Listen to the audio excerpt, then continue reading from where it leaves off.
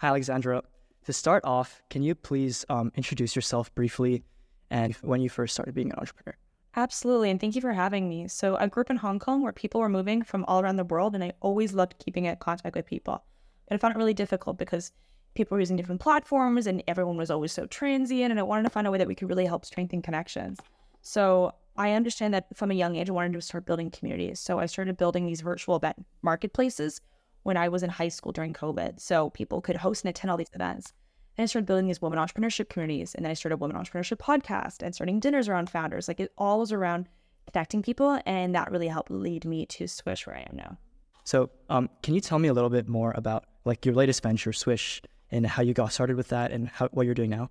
Absolutely, yeah. So learning from my experience of wanting to connect people, I wanted to find a way to make it really easy to strengthen the connections to the people that matter to you. So I want to build a way where it would be easy for you to follow up after you meet someone really cool at a party, an event, at a trip, whatever. So Swish is a way to help share those photos and basically a very social photo album. So it's like iCloud albums, a lot more social. So it helps you share your photos from your parties. And that is an entrance to then help keep in contact after. So then what made you choose the Thiel Fellowship? So I got selected last week, which was exciting. And this was a cool opportunity for me to be able to meet a bunch of new people and really start engaging in an opportunity around community and really give this longer vision of what Swish can be. Okay, so like now moving a little bit farther back, how did you first come across the problem that you're solving with Swish, and why were you inspired to solve it? I really wanted to solve the problem around Swish because I knew there was a huge opportunity in being able to build a community where people were coming from all these different walks of life and finding a way to actually follow up the next day. It's super easy to meet people. It's super easy to form connections. It's really difficult to actually form relationships. So I want a way that we were able to help form deeper relationships with people. When you first started developing Swish, how did you build your first prototype and really go from idea to product? Yeah, I was building with some friends. So I had two friends who I was building with. One was really great at design, one was really great at engineering. And so among the three of us, we were able to build a platform where we could learn a lot about what works well and be able to experiment super cheaply. And that's what ultimately led us to where we are today. So then between the three of you, I know you said one is design and one is interested in engineering. Did you have any technical skills when you got started? And in that case, are there any specific skills you would recommend someone learn? I think basic prototyping is always super exciting and very important to learn. I had some engineering background, but I wasn't as strong as my co-founder. So being able to play upon our strengths, I was very much on go-to-market and things like that and people facing. And my co-founder was much more focused on engineering and design. Do you think that there was a skill that you thought was necessary for your specific venture, but didn't end up being used as much as you thought? And why do you think you had that misconception? That's a great question. Something that I thought was more useful.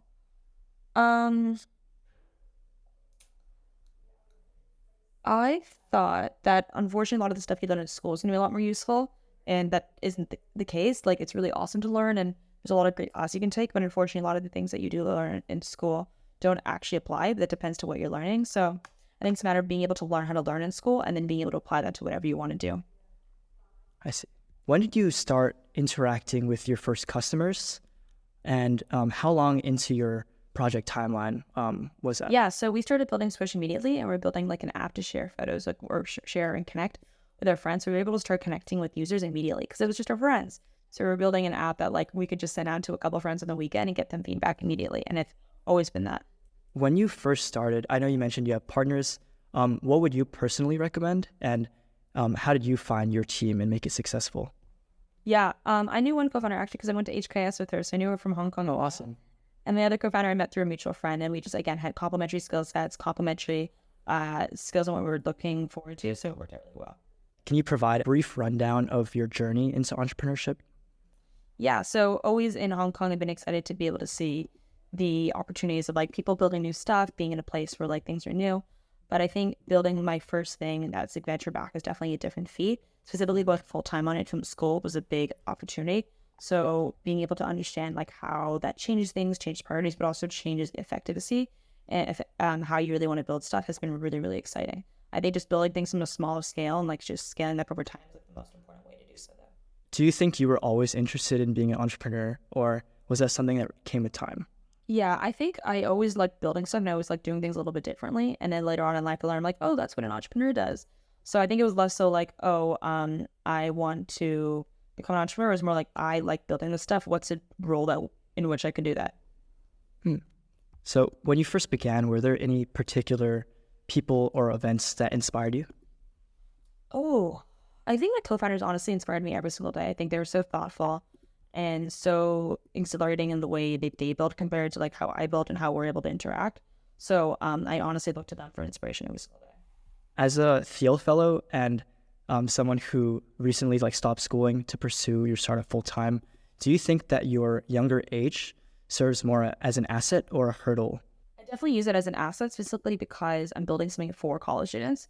So being able to use that as like knowledge base as compared to other spaces has been super helpful.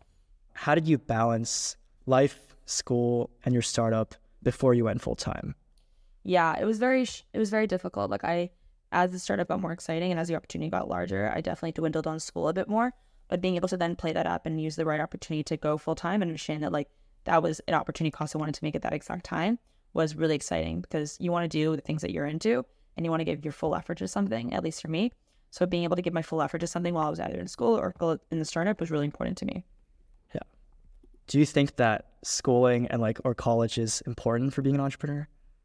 I think why you go and why you do anything is important. You can be at the most fancy job ever and you couldn't be learning, and that's okay. You can be at the best school, you can be the worst school, but you can be learning the most, and that's totally fine too.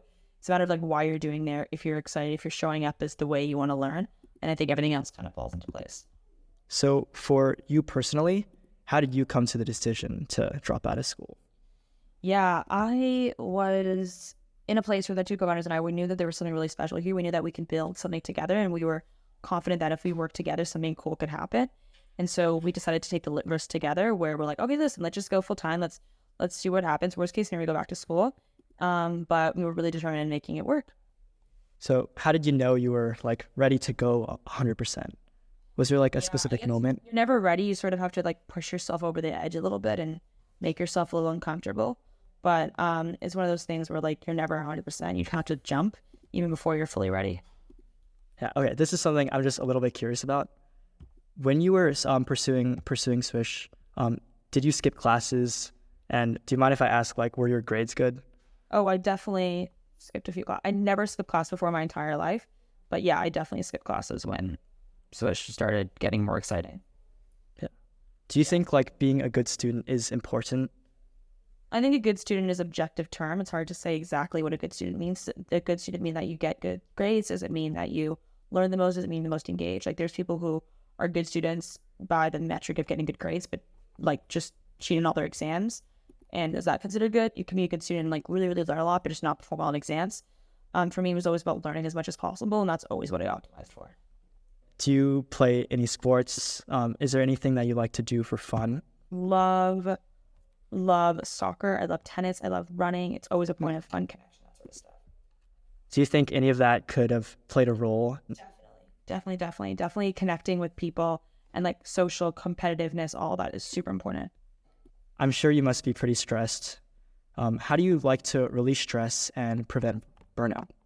Yeah, absolutely. I think it's important to like turn to some of the few people that you feel really, really comfortable about and that you feel safe with. Finding in points a few habits that you also feel comfortable with enjoying, and just like not being too hard on yourself sometimes. What do you think is the like single most important characteristic of being a successful entrepreneur? Is there one? Absolutely. Unbreakable. Just resilient. Unbreakable. Just like you're going to get knocked down a million times. Things aren't going to work. It's not going to make sense. You just have to be unbreakable. Was there a particular moment like that happened for you? Yeah, I think just like the fact that we like left school and everyone thought we were crazy. It was like one point where I'm like, okay, I can't listen to other people's opinions. I can't have external validation. I have to have my own validation as to what I'm doing and why it makes sense. And like people are just gonna have to trust that I'm doing what makes sense. And having that as this like core feeling that I believed in was really, really important. So how long have you been out of school? I've been out of school for about a year now. And how's it been? It's been crazy. It's been amazing to be able to focus full time on Swish and being able to grow something that I know none of this would have been possible if I was still in school. Yeah. For the next 5 to 10 years, what is your vision for Swish and for the world? Yeah. I want to create Swish to be something that can be used around the world to really help connect and share the connections of friends and family that want to keep in touch but don't really have a great way of doing so. And I hope that's something that we see as a trend generally. If 2000s, 2010s were a place of like meeting new people, I'll just be the decade of like going deeper on our second, more deeper connections. If you could give one key piece of advice to aspiring young entrepreneurs, what would it be? I would just say start writing and documenting. Like, you've no idea how much in your mind is actually taking up so much space that isn't serving you or isn't helpful. Getting it down on paper allows you to have such a sense of clarity and a focus that you might not otherwise have. Can you give, like, what are your top 3 resource recommendations that you think have helped you significantly? And it can be anything, like websites, blogs, apps, books. For sure. First is Z Fellows. It's a fellowship that I highly recommend you apply for. The second is Lenny's podcast. I think he's a really great podcast. And the third is probably the book 0 to 1 by Peter Thiel. 0 to 1. Can you give a little bit more information about like the 3 about Lenny's podcast as well as Z Fellows? Yeah, Z Fellows is an accelerator. It's a program where they give you $10,000 to quit school for a week to just focus on a project that you're building, which is amazing. I met so many people from there. I highly recommend you do it. And then Lenny's podcast is he's one of the best leaders in like product and all that sort of stuff.